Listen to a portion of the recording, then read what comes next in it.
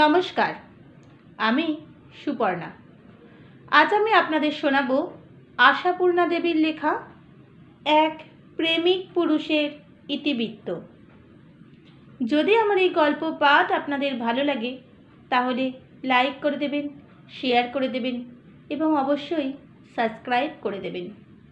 চলুন শুরু করা যাক এক প্রেমিক পুরুষের ইতিবৃত্ত। এস্তার প্রেম করেছে নন্তু তার এই 42 বছর জীবন ভরই নন্তু প্রেমে পড়েছে। ওর প্রেমের প্রথম ইতিহাস খুঁজতে গেলে চলে যেতে হবে ওর 8 বছর বয়সে। হ্যাঁ, ঠিক 8 বছর। তখন নন্তু প্রেমে পড়ল, মোক্ষমভাবেই পড়ে গেল। প্রেমপাত্রী তার সদ্য বিবাহিত মাস্তুতো বৌদি রাকা।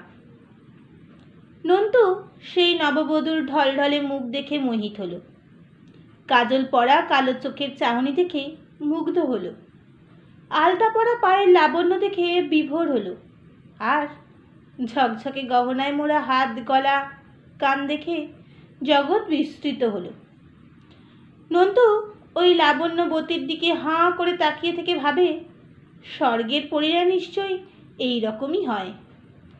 ভাবে, সোনার কাঠি রূপোর কাঠি গল্পের রাজকুমারী কি আর এর থেকে সুন্দর? নতুন বউ ওর সঙ্গে কথা কইলে নন্তুর বুকের মধ্যে যেন একটা অজানা সুখের বাঁশি বেজে ওঠে। নতুন বউ ওর হাত ধরলে নন্তুর মনে হয় সে এক্ষুনি মরে যাবে। বিয়ে বাড়িতে কত লোক, কত ছোট ছেলে মেয়ে, কত হইচই, কত খাওয়া দাওয়া, সেসব দৃশ্যের মধ্যে নন্তু নেই। নন্তু ওই একটি জায়গাতেই পড়ে আছে, নতুন কনের কাছে। নতুন কনের গতিবিধির সঙ্গে নন্তুর গতিবিধি গ্রন্থিত। নতুন কনের পায়ে পায়ে ঘোরে, ওর একটু কিছু কাজ করতে পেলে কৃতার্থ হয়ে যায়। নতুন কনের আর কাজ কি? হয়তো একটু জল চাইলো, হয়তো কোনো একটা বই চাইলো। একদিন বলল, এ বাড়িতে খবরের কাগজ আসে না নন্তু? নন্তুর মনে হলো জীবন ধন্য হয়ে গেল তার। নন্তু একেবারে সোজা দাঁড়িয়ে উঠল। হ্যাঁ তো, দুটো কাগজ আসে তো, ইংরেজি বাংলা। এখন কেউ পড়ছে? জিজ্ঞাসা করলো নতুন বউ। তার মানে ওটা ওর এখন পেলে ভালো হয়। নন্তু তীর বেগে ঘর থেকে বেরিয়ে গেল, আর মুহূর্তে দুখানা কাগজই হাতে নিয়ে চলে এলো, যেন কোথাও কোনো বামন বুড়ো অথবা দৈত্যরাজকে পরাজিত করে রাজকুমারীর প্রাণভোমরা উদ্ধার করে নিয়ে এলো। মুখের চেহারা তেমনই দীপ্তি। রাকা বলল, আরে দুটোই নিয়ে এলে? আর কেউ যদি পড়তে চায়? বিয়ে বাড়িতে কে পড়ছে? বড় মেসোমশাই শুধু সকালে একবার। নন্তুর তখনও বুক তোলপাড় করছে। নন্তুর কথার ভঙ্গিতে সেটা ধরা পড়ে যায়। নতুন বউ হেসে ফেলে বলে, এত ছুটে আসছে, এখনো দেখো হাঁপাচ্ছ। নন্তু কৃতার্থমন্যের হাসি হেসে বলে, না তো, এ বিয়েতে নন্তুই হয়েছিল নির্ভর। কারণ ওর বয়সের যেসব ছেলে আছে এদিক ওদিক নন্তু তাদের মধ্যে সবচেয়ে সুন্দর সুকান্তি।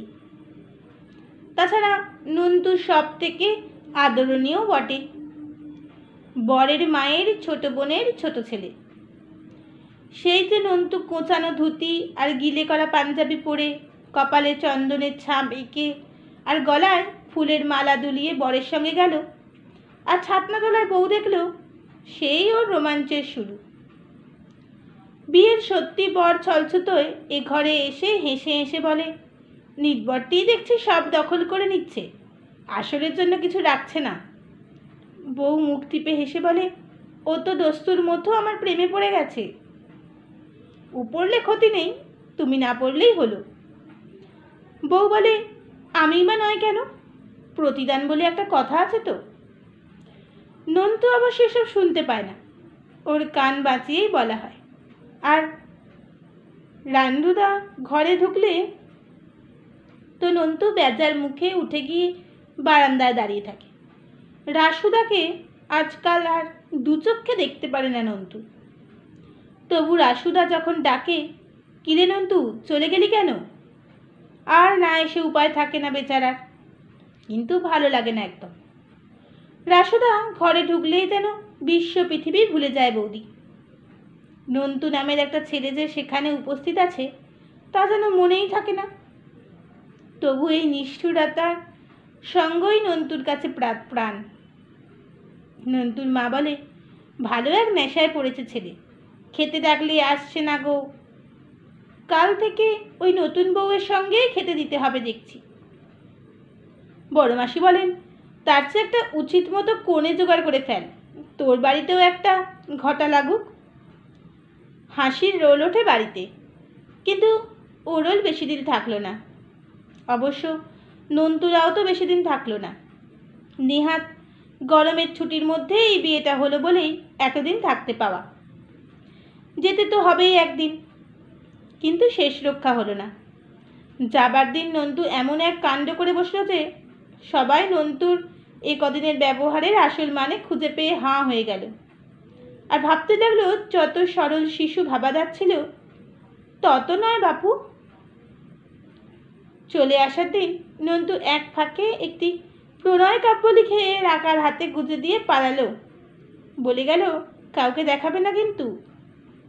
কিন্তু অবিশ্বাসিনী নারী নন্তুর এই নিষেধের মর্যাদা রাখল না। ফলে বাড়ি শুদ্ধ সকলের হাতে হাতেই ফিরতে লাগলো সেই কবিতাপত্র। হাসির স্রোতেই ভাসমান হয়ে পড়ল সবাই, কিন্তু মনে মনে না ভেবে পারল না, ও খোকা তালে তলে তো বেশ পেকেছে দেখছি।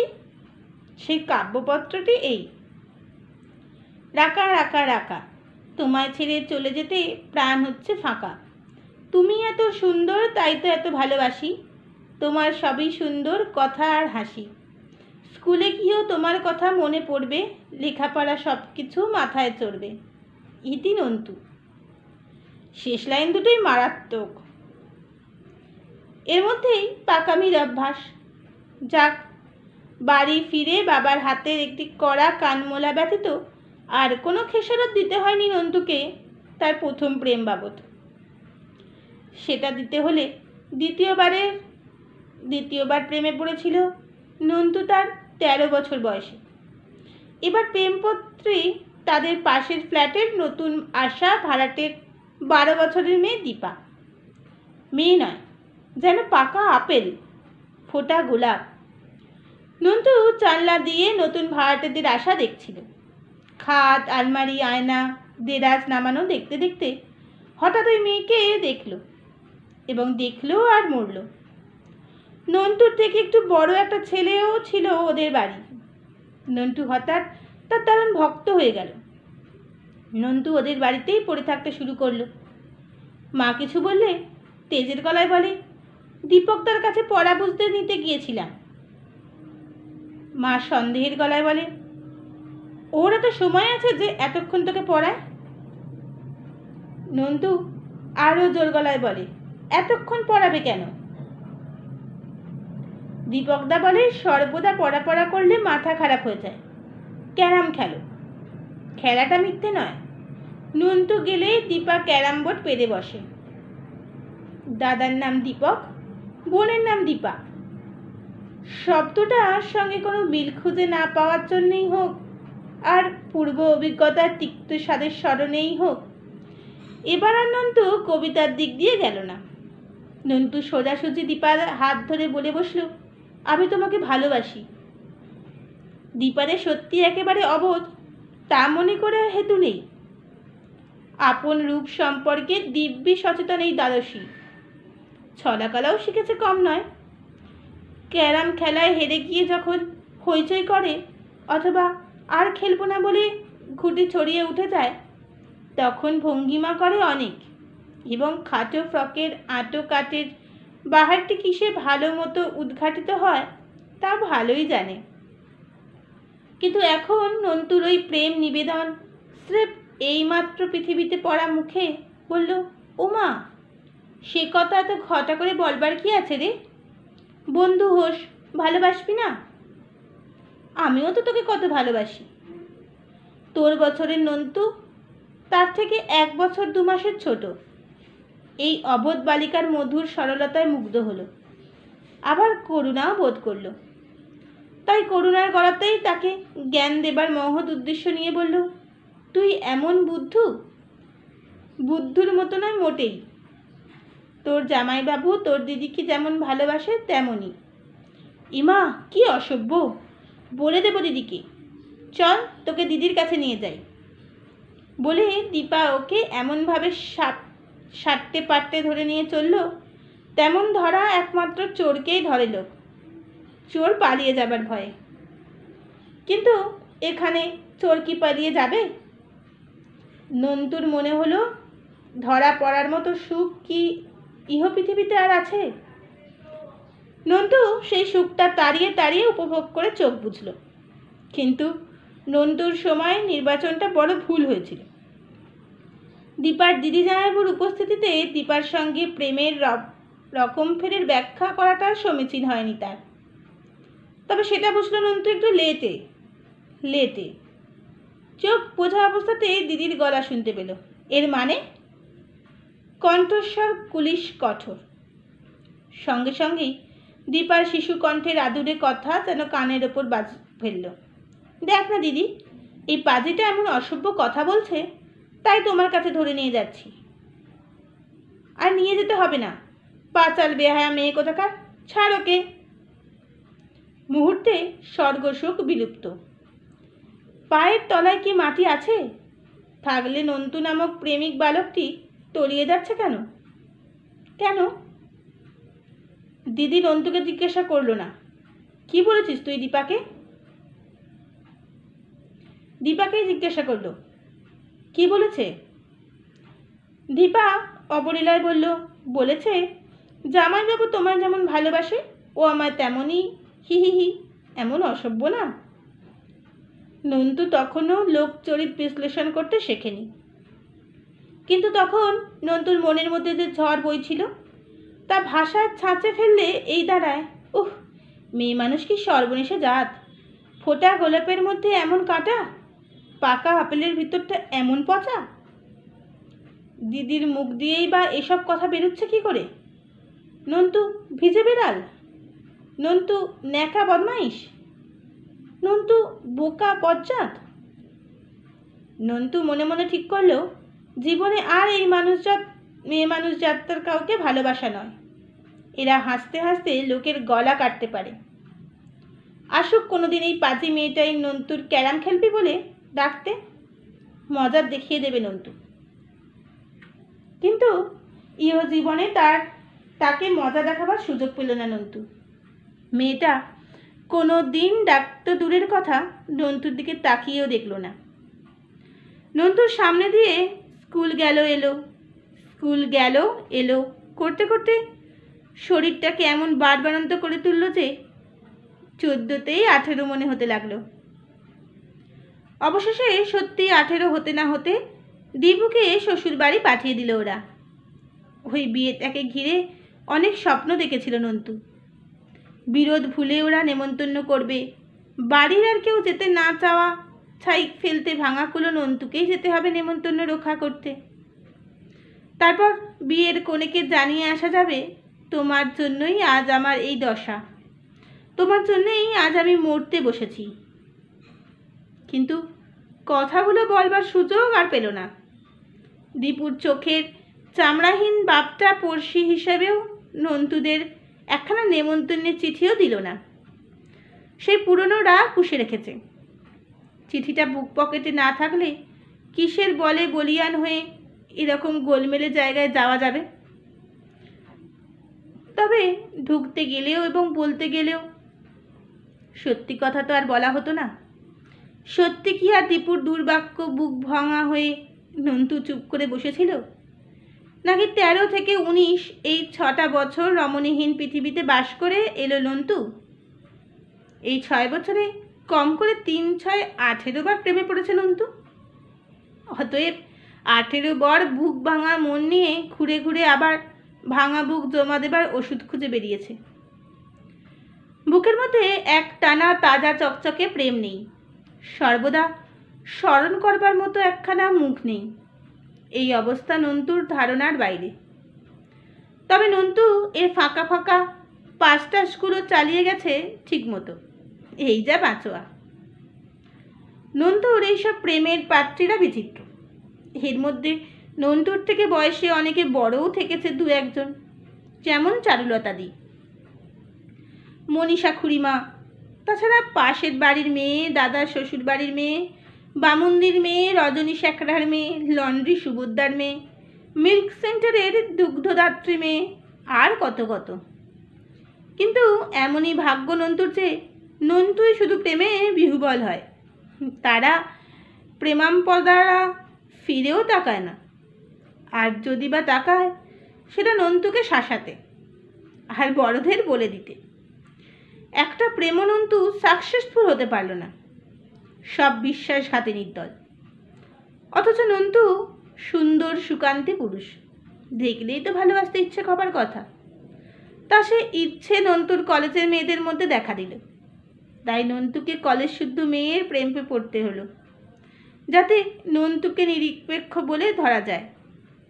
নন্টুকে তাই কখনো বেলার সঙ্গে বেড়াতে যেতে দেখা পাওয়া যায়, কখনো কণার সঙ্গে গঙ্গার ধারে ঘুরতে দেখা যায়, কখনো মঞ্জুরির সঙ্গে কফি হাউসে, কখনো হৈমন্তীর সঙ্গে দক্ষিণেশ্বরে। মোটের মাথায় প্রেম শূন্য অবস্থা একেবারে থাকেনি নন্টুর জীবনে। কিন্তু এই প্রেমের জন্য নন্টু তার জীবনে কি কম লাঞ্ছিত হয়েছে, কম তিরস্কৃত?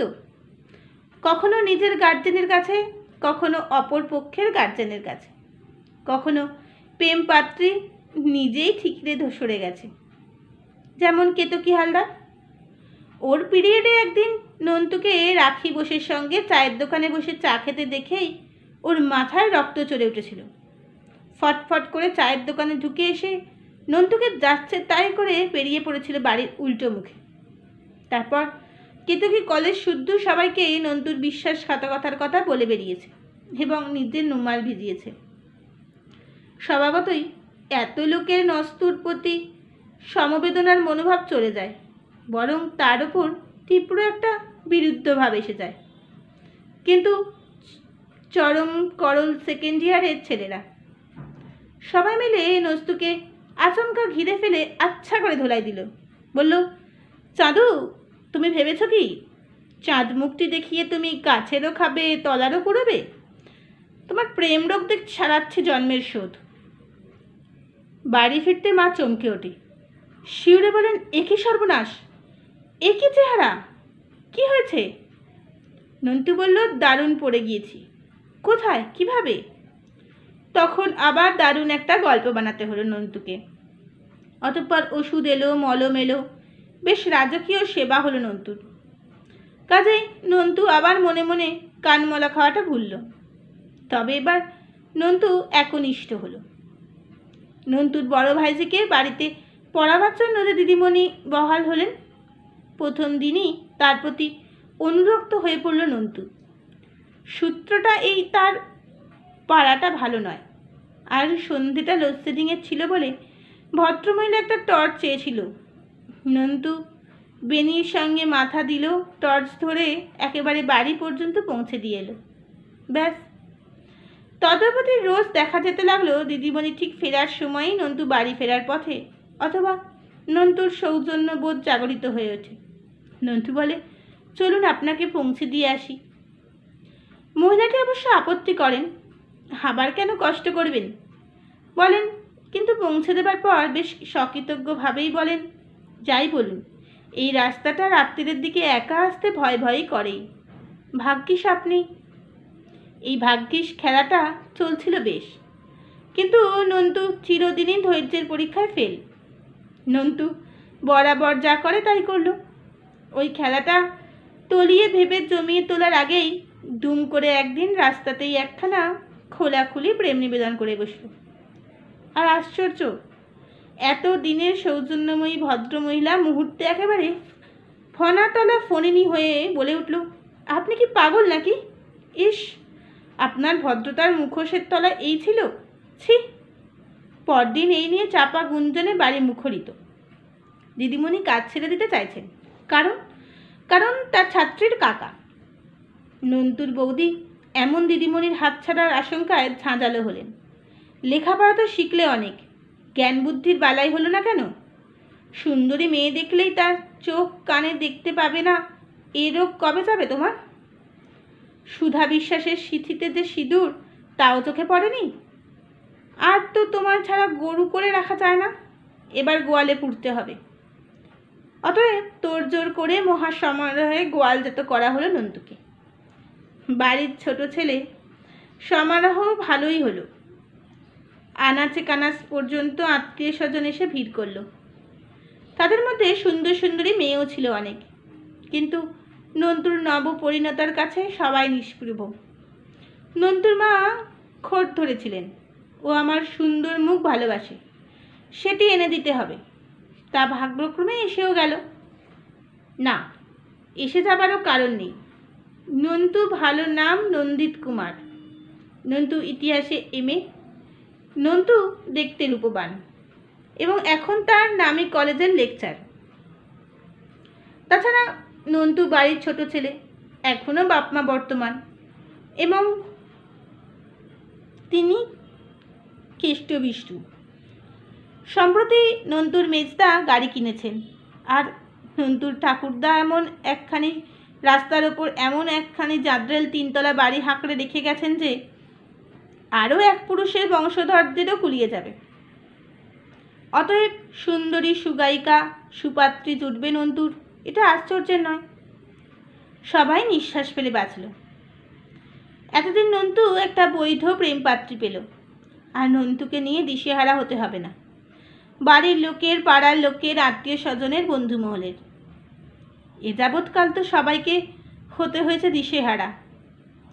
কাকের মুখ থেকে মাছের মতো, বেড়ালের মুখ থেকে দুধের মতো, সিঁড়ির মুখ থেকে হামা দেওয়া শিশুর মতো ধর ধর করতে হয়েছে তো চিরকাল নন্তুকে নন্তুরই মুখ থেকে। আর কারোর দায়িত্ব নেই। এখন ভাবনা নন্তু বউ নিয়ে কতটা মাতামাতি করে, কতটা বেহায়াপনা করে। অষ্টমঙ্গলার মধ্যেই তো হানিমুনে যাবার জন্য উদ্যম হয়েছে দেখা গেল।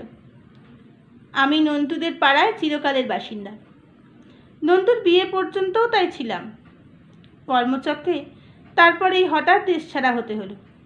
তারপর যা হয়, প্রথম প্রথম ঘন ঘন চিঠিপত্রে খবরের লেনদেন, ক্রমে কমতে কমতে একেবারে শূন্য অঙ্কে।